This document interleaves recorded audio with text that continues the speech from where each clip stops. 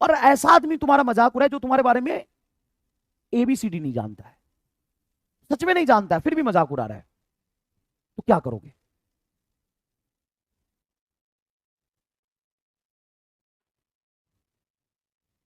क्या करोगे? और सीरीज ऑफ, मतलब मजाक उड़ाने का फैशन बन जाए, क्या जिसने मजाक उड़ाया, कल उसने उड़ाया, परसों उसने उड़ाया, परसों उसने उड़ाया, तो क्या करोगे? और उसको पता ही नहीं तुम कौन हो, तो क्या करोगे? तो क्या करोगे? 2 साल पहले, 1.5 से 2 साल पहले, मैं पढ़ा रहा था क्लास में, और मैंने किसी को मतलब चिल्लाया, किसी बात पे चिल्लाया। ऑनलाइन में मैं नया था, ऑफलाइन में क्या होता है कि बच्चा सामने होता है तो समझ जाता है, टेम्परामेंट फील कर लेता है। मैंने चिल्लाया, मेरे क्लास के बच्चों को बुरा नहीं लगा, लेकिन उसका क्लिप यूट्यूब पे कहीं डाल दिया गया और वो वायरल हो गया। उस पर मैं देख रहा हूँ इतनी गंदी गंदी चीजें लिखी हुई है मेरे बारे में, तो मुझे देख के ऐसा लगा कि यार मैं इतना गलत हूं क्या? लेकिन क्लास का बच्चा उसको एक्सेप्ट कर, नहीं सर ये तो चलता है, आपने डांटा, वो समझ रहा है, वो समझ रहा है कि सर कितने घंटे से पढ़ा रहे थे और क्या चल रहा था, सब कुछ वो समझ रहा है। जिसको मैंने डांटा उसको बुरा नहीं लगा, लेकिन जो बिल्कुल नहीं जानता उसने मेरा मजाक उड़ाया। और लोग बाहरी दुनिया के जो मुझे बिल्कुल नहीं जानते वो उस पर अपना राय दे रहे हैं। मतलब बहुत सारे यूट्यूब चैनल पे बहुत लोगों ने रिएक्ट किया, मुझे बहुत गुस्सा आया, लेकिन मैंने समझा कि मेरी गलती है, और मैंने गलती एक्सेप्ट किया बच्चों के सामने और उन लोगों के सामने जिन्होंने मुझे बुरा भला कहा। आपको यकीन नहीं होगा, उनके सामने भी गलती मैंने एक्सेप्ट किया, क्योंकि मैं भी नया था ऑनलाइन में, मैंने एक्सेप्ट कर लिया। बहुत लोगों ने लगातार, मैं आपको स्क्रीनशॉट दिखाता हूं, मैं आपको स्क्रीनशॉट दिखाता हूं कि मैंने सॉरी बोला। बहुत लोगों ने पहले उड़ाया, फिर तन्मय भट्ट का एक वीडियो आया था, तन्मय भट्ट साहब का बहुत इंटेलेक्चुअल आदमी है, बहुत सारे यूट्यूब पे करते हैं, सब लोग अच्छे हैं, बहुत स्मार्ट है, बहुत ह्यूमरस वीडियो बनाते हैं, कॉमन सेंस बहुत अच्छा है इन लोगों का। इन्होंने वीडियो बनाया, रिएक्ट कर दिया, इनको नहीं पता किस पे रिएक्ट कर रहे हैं। फिर इनका रात में मैसेज आया मुझे, 12:48 रात में 1 बजे। इसके बारे में कहीं मैंने डिस्कस नहीं किया। इन्होंने बोला मनीष सर मैंने एक में रिएक्शन वीडियो बनाया था जिसमें आपकी वीडियो देखी, फिर कमेंट पढ़ के, अच्छा रिएक्शन देखी, और जो इनको बोलना था बोल दिया। फिर उन्होंने बोला कमेंट पढ़ के पता चला कि आपको बच्चे कितना चाहते हैं, क्योंकि वो मेरे बच्चे थे, उनको पता था कि सर गलत नहीं है, सर तो चीजें समझा रहे थे। ठीक है, congratulation on crushing it so hard, just wanted to drop a hello and tell you you are doing a killer job. मुझे लगा चलो यार ये भी नहीं जानता था, इन्होंने बताया कि एक्चुअल में मैं आपको नहीं जानता, मुझे लगा कोई भी रैंडम आदमी होगा और वो ऐसे चिल्ला रहा जो कि गलत है, मैंने रिएक्ट कर दिया। ठीक है, फिर मैंने क्या बोला होगा, क्या मैंने इस पे गुस्सा किया? नहीं, मैंने बोला ये देखिए, मैंने उनको रिएक्ट किया।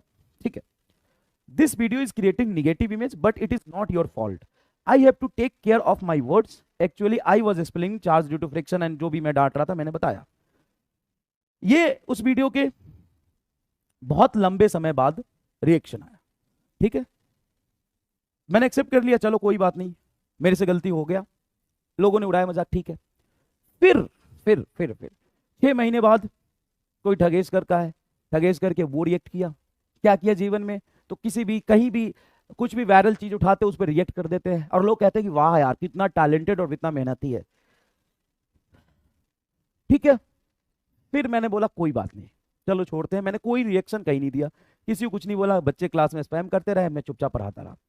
फिर 4 दिन पहले कोई डैश पॉइंट करके कुछ किया, उन्होंने भी ज्यादा निगेटिव नहीं बोला, बट चीजें पॉइंट आउट करी। उससे पहले मैं कई लोग, मतलब मैं कहीं चल रहा हूं और लोग मुझे दिखा देते, अरे यार तुम ही हो जो इतना चिल्ला रहे थे, इतनी बुरी तरीके से बच्चे को डांट देते हो। कई सारे मेमेज बने, कई सारे कॉमेडी क्लिप बने, इंस्टाग्राम पे, यूट्यूब पे, सबने रिएक्ट किया। मतलब क्या कर रहे हो तुम लोग भी, और देश में क्या चल रहा है। ठीक है, मैंने 2 साल पहले गलती किया, मैंने एक्सेप्ट किया, बच्चों को सॉरी भी बोला था अगले क्लास में, मैंने एक्सेप्ट भी किया, लेकिन 6 महीने बाद कोई उस पर रिएक्ट कर रहा है, फिर 8 महीने बाद कोई रिएक्ट कर रहा है, और बड़े बड़े चैनल्स, और तुम उसको आइडियल बना के फिर रहे हो, ये हमारे आइडियल है, ये हमारे बहुत बड़े हैं। और वो लोग क्या करते हैं, कुछ नहीं, एक दूसरे का क्लिप उठाते हैं, कॉपी करते हैं, दांत निकालते हैं, कमेंट पास करते हैं, ये कोई भी कर सकता है, बहुत बड़ी बात नहीं है, बहुत बड़ी बात नहीं है। और तुम्हारे ये रोल मॉडल होते हैं, रोल मॉडल तुम्हारे होने चाहिए सोल्जर्स, कहते हो कॉमेडी बहुत जरूरी है, हाँ आई एक्सेप्ट कॉमेडी बहुत जरूरी है, लेकिन एक दिन के लिए अगर मैं बॉर्डर से सोल्जर्स को हटा दूं तो सब कुछ बर्बाद हो जाएगा। तो आपके रोल मॉडल वो है जिनकी वजह से आप सेफ हो, सुरक्षित हो और जिंदा हो। अगर फार्मर्स काम करना बंद कर दे तो भूखे मर जाओगे, कॉमेडी से भूखे नहीं मरोगे लेकिन उससे भूखे मर जाओगे। एक दिन अगर डॉक्टर हड़ताल पे बैठ जाए तो इंडिया में लाखों लोगों की जान जा सकती है। तो तुम्हारे रोल मॉडल वो डॉक्टर्स होने चाहिए, वो नर्स होने चाहिए, तुम्हारे रोल मॉडल सोल्जर्स होने चाहिए, तुम्हारे रोल मॉडल्स, तुम्हारे आइडियल फार्मर होने चाहिए, तुम्हारे आइडियल साइंटिस्ट होने चाहिए जिनका नाम तक तुम नहीं जानते हो। इंडिया के सबसे बड़े 5 साइंटिस्ट के नाम नहीं जानते होगे, इंडिया ने साइंस एंड टेक्नोलॉजी में क्या कंट्रीब्यूशन किया है वो नहीं जानते होगे। तुम्हारे रोल मॉडल तुम्हारे टीचर होने चाहिए, लेकिन तुम्हारे रोल मॉडल क्या है और क्या पैटर्न चल रहा है, कहां जा रहा है देश।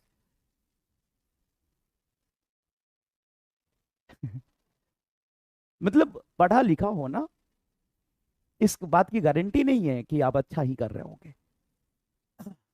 नहीं, आप करिए, बहुत जरूरी है, आप करिए, इसमें कोई बुराई नहीं है, लेकिन प्रॉब्लम यह है कि आप आंख बंद करके कुछ मत करिए।